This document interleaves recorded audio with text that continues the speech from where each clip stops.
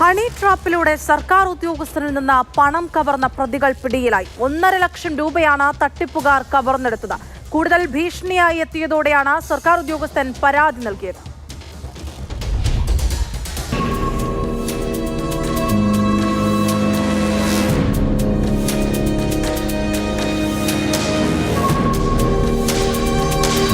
Dating app വഴിയാണ് പ്രതികൾ സർക്കാർ ഉദ്യോഗസ്ഥരുമായി ബന്ധപ്പെട്ടത്.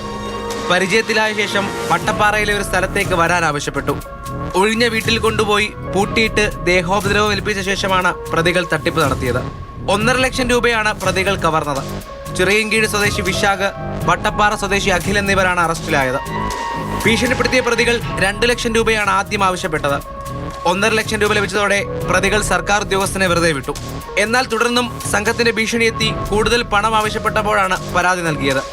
വട്ടപ്പാറ പോലീസാണ് പ്രതികളെ പിടികൂടിയത്. പ്രതികളെ കോടതിയിൽ ഹാജരാക്കി റിമാൻഡ് ചെയ്തു.